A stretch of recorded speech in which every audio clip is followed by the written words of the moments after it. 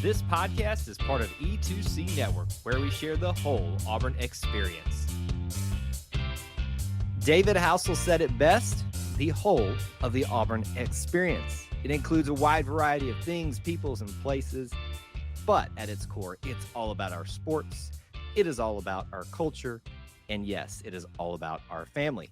And because it's about the Auburn family, we've got to have Auburn family members to do a podcast focused on that. So I'm your host, Kyle Loomis, and joined once again on episode 23 by my co-host, your friend, my friend of everybody, I guess, Mr. Austin Scott. What's going on, sir? War Eagle Kyle, episode 23, episode Ronnie Brown, episode Kenny Irons, Ryan Davis. A special number for our podcast to make it to in the Auburn world, and happy to be on number 23 with you, sir. Now you've just got me hyped up for next week. Like this, I mean, no offense to Ronnie, to Ryan Davis, to everybody else, but can we like top, especially after what we've been through this season? Like that's right. We should just dedicate next week to Cadillac Williams, even though we already did like 2 episodes where all we did was just gush about how much we love about him. So I'd never thought about it that way. So now you've ruined this for me. I'm never going to be able to not think about it as the Ronnie Brown episode, the Cadillac episode. What happens if and when we get to 100? Oh man. What do you call it then? I don't know.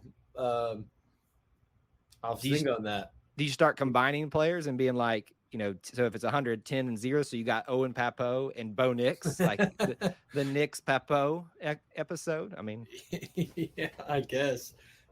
Katie Johnson 0. We could throw him in there. The Psycho episode. The Psycho episode. We could do the gymnastics. You don't want to score just 100. I don't know. I'll have to think. We got a long way to go before we need to figure that out.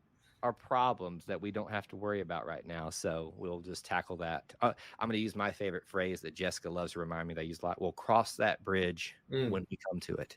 Yes, it's a very true phrase, though. All right, let's jump into it. Our first segment always is a little Auburn potpourri, just kind of bounced around it. In our main segments, we're going to be talking about.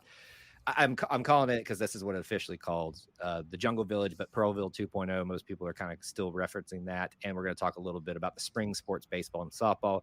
But for now, let's just kind of jump on some things. I'll start us off tonight. Sucks to lose to your in-state school rival the way we did. Hard-fought game. And, man, it was a really good basketball game that I was so thankful that I got the opportunity to attend. And I was very willing to pay the price that I did to see that basketball game. Yeah, I mean, it was a game that lived up to its billing. College game day in town, kids camping out, lived up to it. Auburn took every punch Alabama had until the last one, and just a pretty similar theme occurred where they just don't have anybody that can close out the game. In the past, there's been, we've talked about the disparity in free throws. We've talked about disparity in calls and things, and none of that was here this weekend. It was all in Auburn's favor, really, with a home crowd and atmosphere, and just couldn't close it out. In the last 3 minutes, Alabama made shots and Auburn did it, and it really showed. So great atmosphere, another great chapter of this rivalry that has kind of been renewed here in the last decade, thanks to Coach Pearl and Alabama having success once again. So bummer it did not go Auburn's way, but it lived up to it, and it's another testament to, when you look at just the atmosphere and the competition, it's another testament to what Bruce Pearl has done with this program and kind of brought it back to life. Yeah, I thoroughly enjoyed myself just to see your team show up. So when I continue to talk to people, whether it's, here on this show, on our live streams on YouTube, or just in general out in public, that this team is this close to being something really, really special, and they continue to sit that point. But we're running out of time to find that little bit of extra, that they, whoever that is. So I understand fans' trepidation a little bit, and I think you're starting to sense it too, Austin. There's a lot of panic and fear about not making the dance or even a dance at this point because of the way this schedule ends. Do you still think people are being a little bit too rushing on that, or what? Any thoughts on that? I think people are a little bit too rushed. There's still chances, like we've been saying for Auburn. These next few games are chances that have to be capitalized on. And the SEC, top to bottom, we've talked about, is deep. It's a great league, and you can't take any guaranteed wins. However, these next few are ones where you really have a better shot than you've had in the last few weeks. But it's got to start now, like you Right. said. The ending of the season is going to be big tests. Before you get there in these next couple weeks, you got to take advantage of the opportunities you've been given and put them together enough to string some wins here, and then get into the conference tournament. But I understand no, I don't want to say I understand the panic, because I really don't, but I understand the nervousness about all of it, and that this isn't what we're used to as of late. But it's still a fun year, and there's still a lot that can happen. I think about, I'm not saying this team is going to go to the Final Four. I'm not saying this team has really I don't think they're the 2019 team, but that team was up and down all the way till that Georgia game, and then they put it all together and went on a run. I think that they don't have quite the individual that Chuma Okeke turned into in that run, or the athletic veteran leadership across the board, but there's still chances for this Auburn team to put it together like that team did late and get going. So we'll see. It's coming quick. Yeah. Well, speaking of putting it together, how about one student putting it together, just walking up like a boss, not even waiting for the go at halftime. What I'm referencing, folks, is a hole-in-one. Well, it's not a hole-in-one. It's just a one putt. I forget how many feet or yards it was, but essentially the length of the basketball court. This guy walks up, just says nonchalantly, I'm just going to go ahead and putt this thing. And it rolls, and it rolls, and it rolls, and you can sense everybody start standing up, and I'm standing up in my seat in the arena at this point, and it goes through. And what makes it great is he wins a car, but he doesn't even, or he claims, I mean, I obviously don't know the individuals. I don't know if that was just a gimmick or whatever, him saying he didn't have a car, but he claims he didn't have a car. So that makes the story even better. So that's just, you always wanted to see something like that happen. At least I did. It was so awesome to see it happen in person for that big of a game too. It almost like elevated everything a little bit. Yeah. 94-foot court, so 94-foot putt. Craig Noyes, I just looked up his name. Craig Noyes. Shout out Craig. Like he writes for the Plainsman, so congrats to him. Even better. And he gets to write his own story. How about that? Literally. So good. You're not a dad yet, Austin. Stop it. But I mean, amazing. I want to say the last time I saw it the last time someone said that happened was 2014. So almost a decade. We haven't had anybody win that putt. And that, I mean, folks, it's not like the big, you go through the windmill at the mini golf course. It's a small little hole. And he put it straight on it. He put it straight on it. Like Kyle said, really just walked up there without even thinking, got it lined up how he wanted, and took a whack at it, and he nailed it. I was thoroughly impressed, and a good day or a good moment for him in a game that ended up not going Auburn's way. Well, and that's the great thing too, is I think that's how you have to approach that, is that you just have to kind of decide, this is how I'm going to do it.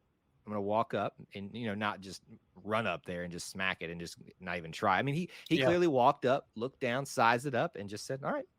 And then we're rolling. The amazing thing for me is it's on a hardwood court where you've got a hard, obviously, golf ball. It's not really built to, like on a golf course where it just rolls consistently. There's going to be a little almost bounces with that as it's going down, just the natural momentum, friction. I'm getting the science here, even though we talk about everything here. We're not going to get into the educational side of Auburn yet, but there's some physics to that's not necessarily going to be in the favor of you making that punt.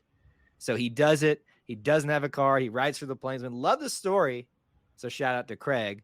Lastly, on this segment, I do want to give shout out. It is the eve of the Super Bowl that we're recording this. So by the time most of you maybe are listening on the audio version of this podcast, you already know what happened. Hope you enjoyed the Super Bowl. Hope you enjoyed all the commercials and the food and the fun. We want to give a shout out to the Auburn players that will be participating at least on the squads, whether they play or not. This Aaron Sippus, who was just activated by the Eagles, Jack Driscoll on the Eagles, and now Prince Tega Wannago Jr., who was also on the Eagles, but now is on the Kansas City Chiefs.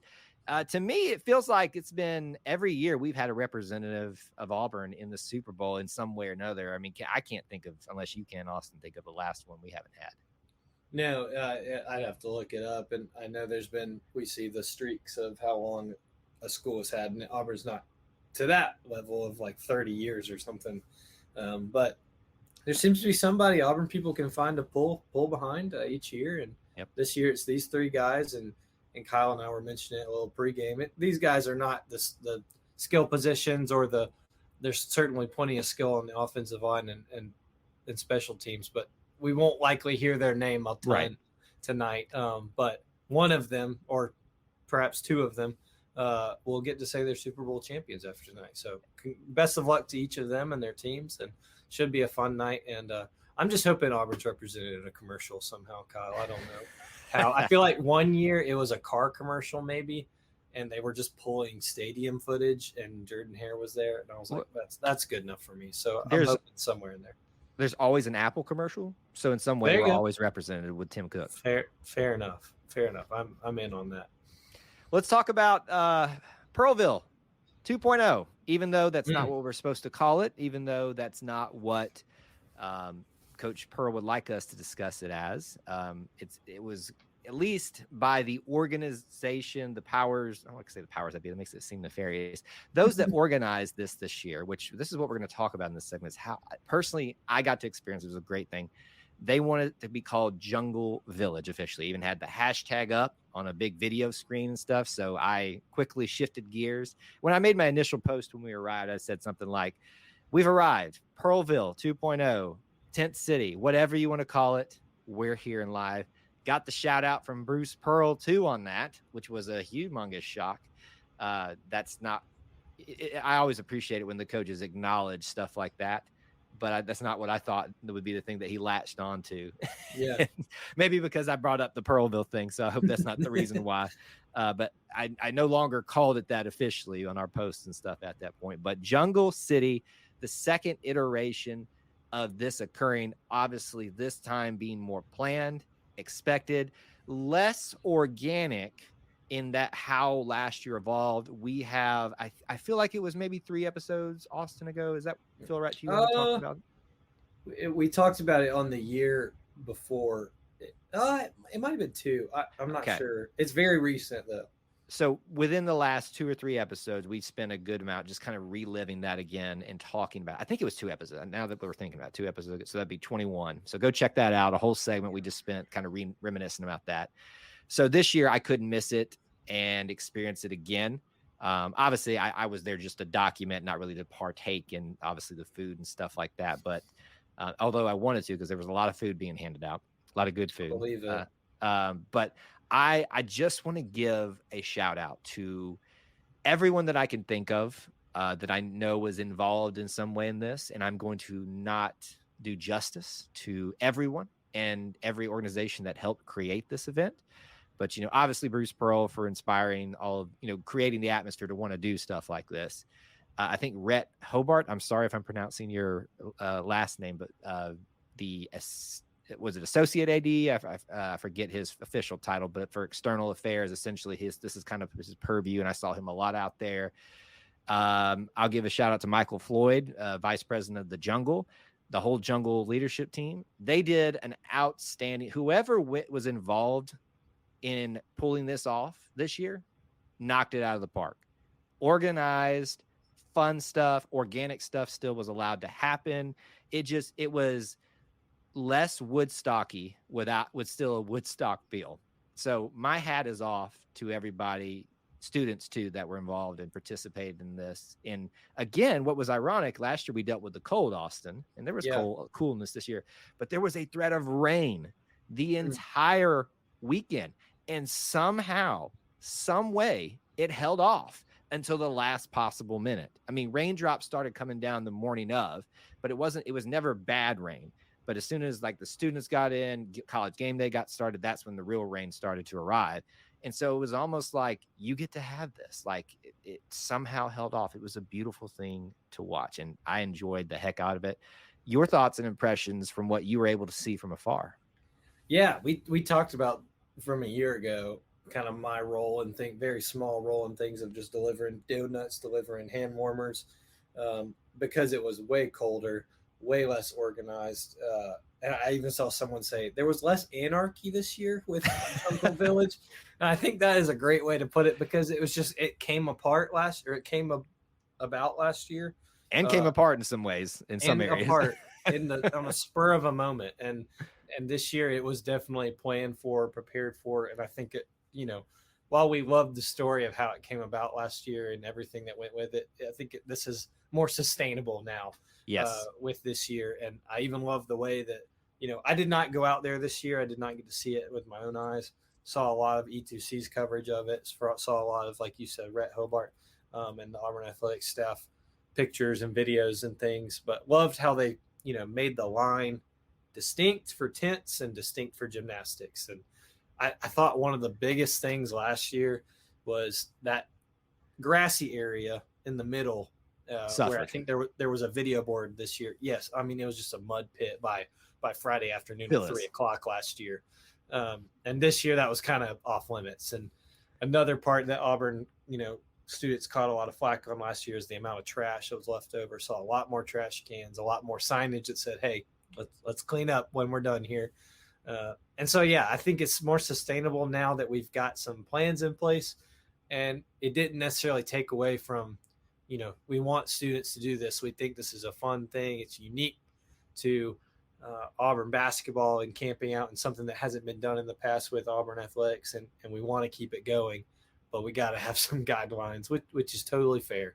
Right. I'm excited for, future iterations of it. I think that there's more to be improved. And with each SGA class or each Auburn Jungle leadership team, and as Auburn Athletics gets new staff members, we'll have new ideas to improve and continue to make it even better. So hats off, like you said, to everybody a part of it this year. Looks like it went off with a smashing hit, and can't wait to see it again next year. The thing that blew my mind was, so just to clarify, the green space wasn't off limits. It was just off limits to camping, because that's where they had a giant screen that had a movie night, showed Top Gun Maverick, and still someone brought a couch out there to, and it wasn't a real, legit couch like happened last time. It was like one of these, you can literally pick up one person with your hand and kind of throw it around, even though it's that big. It's a light thing. It's meant to be moved around. So that was cool, watching that kind of, organic, like people gathering together and bringing couches, bringing their own food, like popcorn and stuff like that. And then somebody from, I think it's the group, I don't know their official title, but the esports, Auburn esports group of people that love gaming and stuff, they set out a tent with 2 screens back to back. Apparently some of the players came out and played games with them too.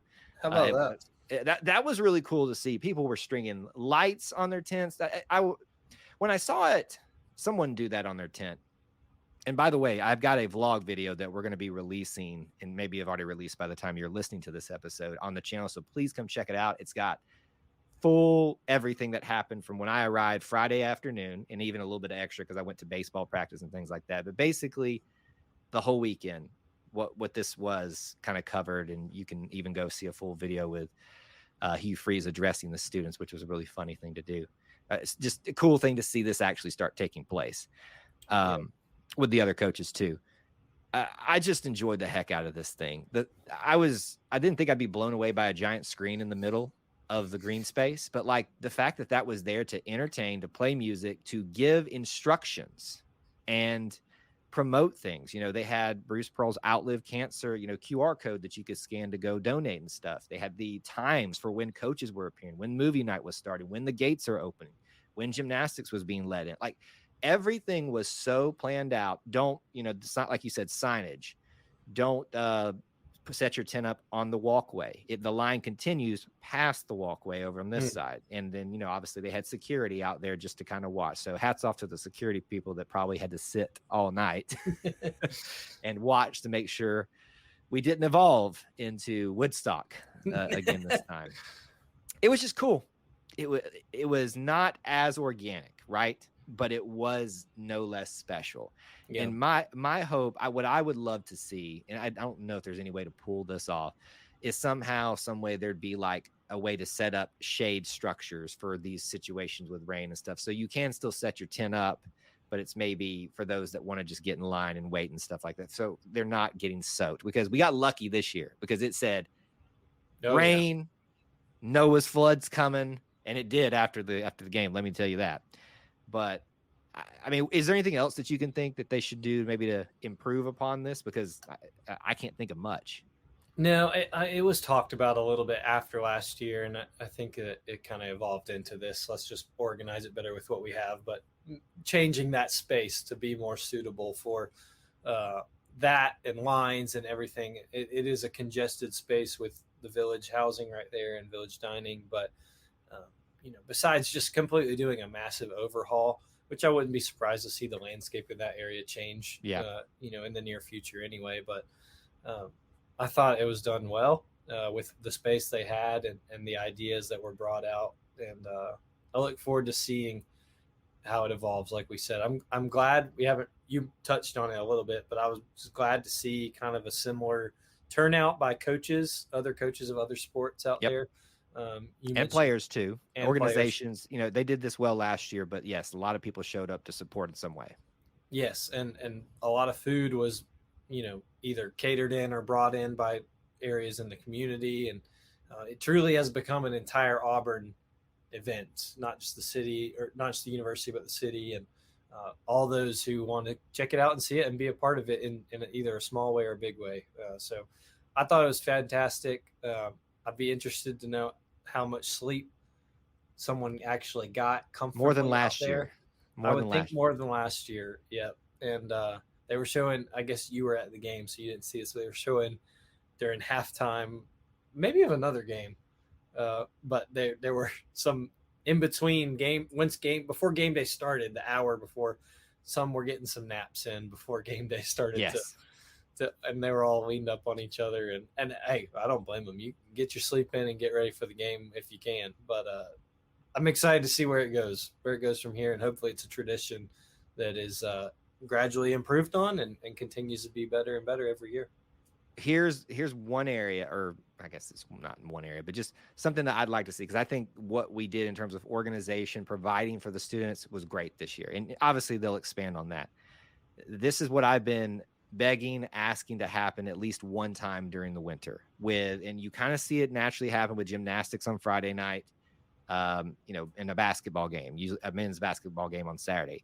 I hope that we can somehow incorporate a women's basketball game before, after, whatever, as part of that on the Saturday, not the Sunday. I know that there's things outside of my control, anybody's control for that, but almost like create a game day, a football game day type of atmosphere where people are encouraged to come bring their RVs out there and then have like a pep rally out there in the middle, in between events or something like that. Like, I would just like to see that game day experience that we have on football where everybody wants to be a part of it, even if it's just, for a few hours the night before.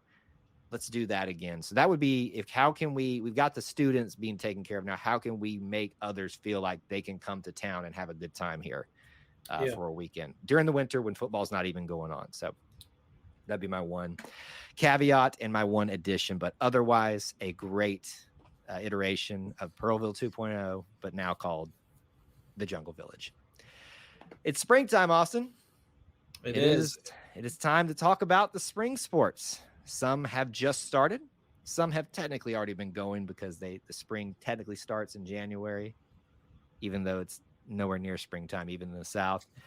But because we are right now, when we're recording this, stuck in the middle of the start time for softball and the start time for baseball, the diamond sport, as I like to call them, I thought it'd be appropriate for us to just talk about it a little bit. There's also some news that kind of came out today in relation to both teams getting some new looks and things like that. So it just felt kind of appropriate for us maybe to give our thoughts, the preview to the season. I'm sure going to be talking a lot about both teams throughout the spring, as we've kind of done with football and basketball when they're most prominent at that time.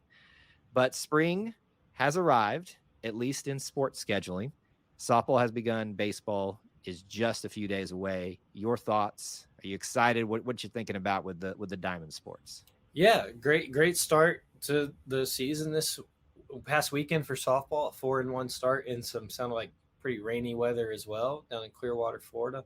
Played multiple different teams, and came out looking pretty good. Scored a lot of runs, which is something that Auburn softball fans are hoping to get back to. And then, like you mentioned, we're coming up this Friday is opening day for Auburn baseball at Plainsman Park.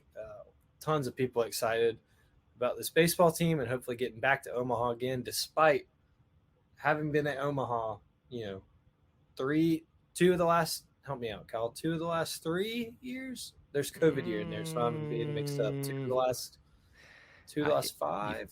You put me on the spot. Now I can't. I'm not good at thinking on the spot. But tons of success, whether it be a super regional or Omaha. I know, super regional or Omaha, that has, everyone loves Butch Thompson, and now this team is getting hardly any love in the preseason polls, despite him proving over and over that he can take this team to deep into locker room material right there. That's bulletin board material, and I'm sure Coach Thompson loves it and can't wait to use it. But the season starts Friday, and usually we end up seeing a school maybe we've never even heard of play. But we've got Indiana coming in, so it's 2 Power 5 conferences to start the year. I'm sure people will be out in full force. Hopefully we've got some good weather next weekend. But it's baseball season, the diamond sports season, as you said, Kyle. So I'm looking forward to it, and I'm hoping that, while we hope that things kind of correct ourselves in the basketball world, that we have another avenue of Auburn joy if we should need it. And I'm glad this is the time when crossover happens that everything starts getting pretty wild. So the SIDs, man, the SIDs got superheroes. And it's already happening. It's been happening since January started. Just the cross with indoor track going on, gymnastics, swimming and diving is getting wrapped up. I mean, it is just it is hard for a content creator to keep up with it all. But I can't even imagine the organization that's behind for the SIDs, that they're just trying to keep up with it. So I know they enjoy what they do, but I can imagine some of the stresses of trying to keep everybody informed and involved and what's happening. But yeah, just talking about baseball and softball. So I got an opportunity this weekend to go and sit and watch the practice, which is open to the public. I think they announced that early on, but it's not something they make a big deal about every single week. But gates are open, so they're not stopping you. You can come in. And Clint Richardson was there doing what he does for the Auburn Uniform Database. And obviously the team broke the news, but he was ready to pounce on it too, as he always is, to give his take and opinion on it. Shared out and talked about a little bit. You can follow him at the Auburn Uniform Database or Clint AU24 for his opinions about, the new uniforms that they debuted, not just for baseball, but for softball too. Your thoughts on those new blue ones that they dropped for baseball? Yeah, pretty fascinating. Didn't expect that. Clint obviously is on top of it and had the heads up, but I love it. I love the Auburn script is prominent. I'm a big fan of the Auburn script. It's going to take me some getting used to, I think, to see it, and as of difference of what we've kind of seen in the past few years. But I do like it. I'm interested to see if maybe, and Clint, I'm sure, has touched on this or will in the future, but I'm interested to see the combinations that come of it. Clint always does a great job of breaking down Auburn's records per uniform and how well they do in this uniform as opposed to this uniform combination. So I'm interested to see kind of what things do. With baseball and softball, there's so many areas that like to be mixed around, right? The hats can be different, the helmets can be different, the socks and the belts and the pants can all be different each game, from the jerseys and the gloves and all there's just so much equipment that they like to change and move around. And so that's exciting to me. I'm interested to see what looks best in game, what fans tend to gravitate toward, or even the crazy combinations that we all want to see that we end up never getting to see because it's just a little too much. But it's going to be exciting, and I think the team looks good, as in fashionably, and I think they'll look good. Which way you mean that one? That's right. You look good, you play good, and that's what they're going for. So I have no doubt it'll work. Oh, shout out too! I just thought of this. Joseph Gonzalez got something preseason. Do you remember what the award was, or the watch list he got named to? But I don't. I Golden Spikes, I think, is what it was. The Golden Spikes Award, I think, is. So not shocked at that. I mean, obviously he's the ace, and we have other great position players, pitchers, but obviously I think he's the name that everybody knows, or one of the big names coming back. You got Kason Howell as well, who's returning for a 5th year. Bobby Pierce is back out there. Bobby Barrels, there's big names there. Softball too's got big names returning. Bree Ellis, Bree Bombs as they call her. She just knocks them out of the park. So my encouragement to Auburn fans is you kind of got a taste last year of how exciting when they're both doing well together. I think when I was chronicling it last year, it felt like baseball was kind of on a slow period, softball was rising, and they never kind of meshed up exactly, but we kind of have experienced that a few times where they're both really good and really prominent. It gets really exciting on springtime because that means potential for women's College World Series and the men's College World Series, or just being in the tournament at all. So I hope you guys will, obviously with your frustrations about football this year, with basketball in general, will try to invest in these teams. I think they're going to be dark horses for making some noise by the end of this thing, because again, at least baseball is underappreciated and undervalued, and we saw what happened last year when they assumed that they would not be competitive and not be doing big things and making it to the College World Series. So I'm excited. Any predictions, Austin? You feeling froggy? Oh man, not yet. I don't think I have any yet. I mean, the thing is, and we're seeing this more and more across the landscape of the SEC and college athletics, is that the SEC in every sport is a gauntlet, and it is no different. If not any other, it might be baseball and softball where that shows up the most. And so it's going to be absolutely brutal, but it's going to be a lot of fun and a lot of chances to prove yourself and bolster that resume. And Kyle, we didn't even hit on this, but that's only going to get worse when Texas and Oklahoma come now officially in 2024. And so it's going to be fun. It's going to be fun and frustrating and a blast to cover, I'm sure. Listen, you know what? I'm ashamed of myself that we didn't even talk about that in Auburn Potpourri at the beginning. But we will, obviously, one of these days when we don't have two big topics to hit, we will talk about that in more detail, because I have thoughts and opinions on that. And obviously, it's not super Auburn related, but it is in how it will affect Auburn sports. So more to come on that in the future. But for now, we're going to wrap up episode 23 of the Auburn Experience podcast. We appreciate you guys tuning in today. If you want to talk to Austin some more, where can they find you, buddy? Please find me, Austin G. Scott. I'd love to chat about anything and everything Auburn related. And if you have any baby advice, I'm always open to that. So how about that? Yeah, be careful what you ask for. Crunch time is here, Kyle. Be careful what you ask for, sir, because you will now be inundated with advice on there. Some good, some bad, I'm sure. If you want to find me for non-baby advice on Twitter, at Kyle Loomis 24, you can hit me up. And, of course, follow E2C Network on all the big accounts out there, all the Instagram, Twitter, all those things. And, of course, here on YouTube as well. Thank you guys so much for tuning into episode 23 of the Auburn Experience podcast. Until we talk to you again, War Eagle. War Eagle.